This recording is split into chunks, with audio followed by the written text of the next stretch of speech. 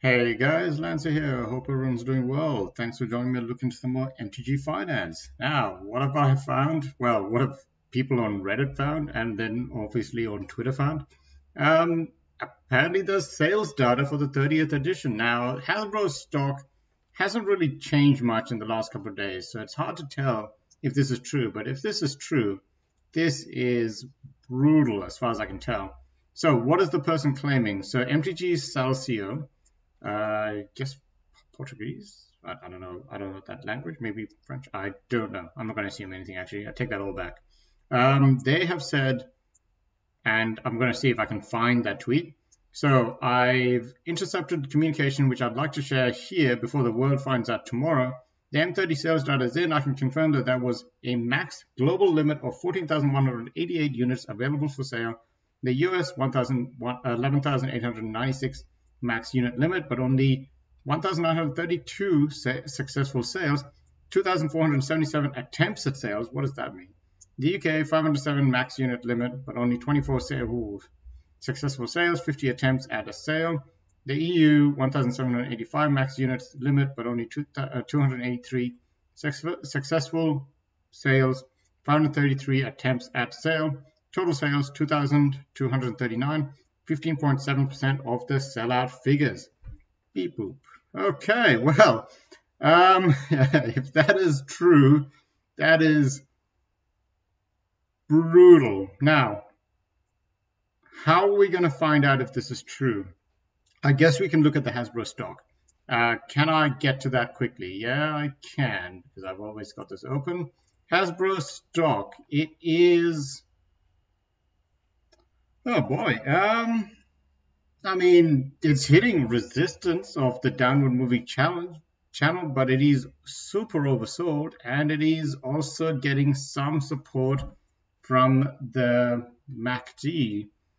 So that could be some. This could be not true, is what I'm about to say, because of the fact that the stock looks like it's doing better than I would have expected if this is true. This is big news. Whoever posted that is not the first to know. The market is usually pretty good at assuming that. If they are saying the truth, then what I'm expecting is maybe the markets have overreacted and that was actually better than expected. We're going to have to see how this plays out next week, but that is really interesting to say. Sadly, I can't understand most of the comments underneath this, but a lot of the people on MTG Finance are skeptical. So let's see who this person was. So cross-posted by JB Lin, rumored 30th edition sales data. So we are going to have to keep a very close eye on this, because it's not about the fact that they sold 2,239 for however $1,000. So what is that? $2.2 million. I mean, why did that take me such a long time to get that math out? So $2.2 million, and Rudy said that they can get like 90% profitability for this kind of sale. So let's say they get 90%. They made $2 million out of this sale. Reputation in tatters, all of the commotion, all of the back talk. Yeah, I don't know how this is going to work out, because as far as I can tell, everyone hates Hasbro's attempt to try to sell this product. Everyone is looking at Wizards of the Coast as a money-grabbing, greedy company that doesn't seem to understand their customer base.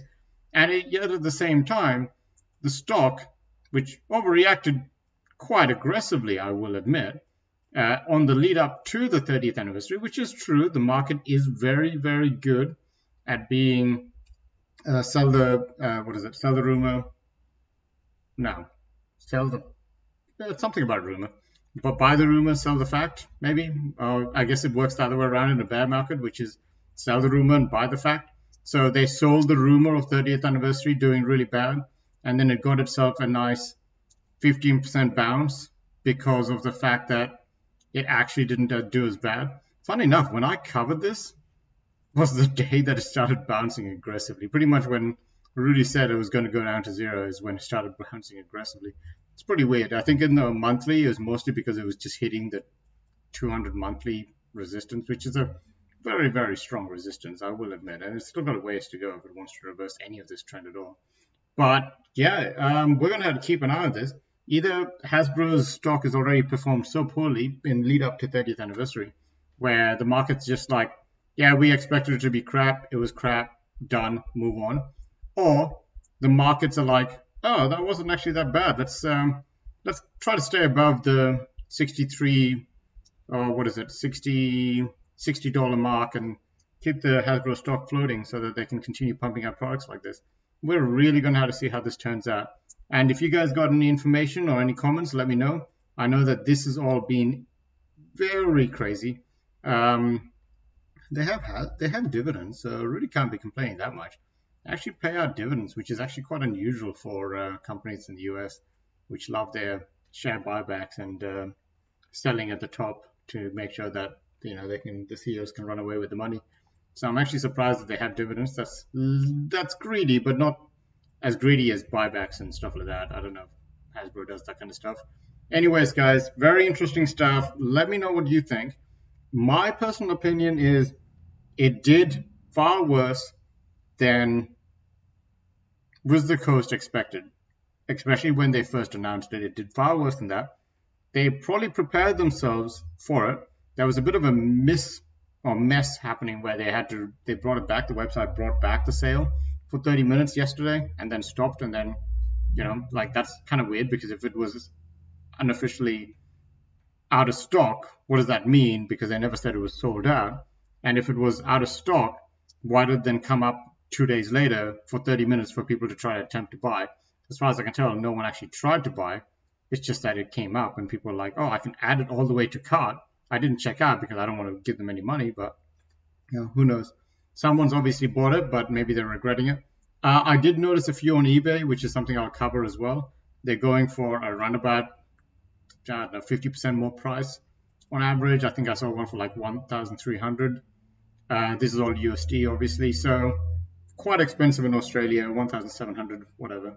I'd rather buy, and I did get myself a nice little tablet for $490, and that's probably a better spend at this point than buying these packs of proxy cards. So anyways, let me know what you guys think. Like and subscribe if you want these kinds of videos. Like I said, this is just very interesting things, and I'm just going to keep an eye on it and see how it goes. Thanks again, and see you guys next time.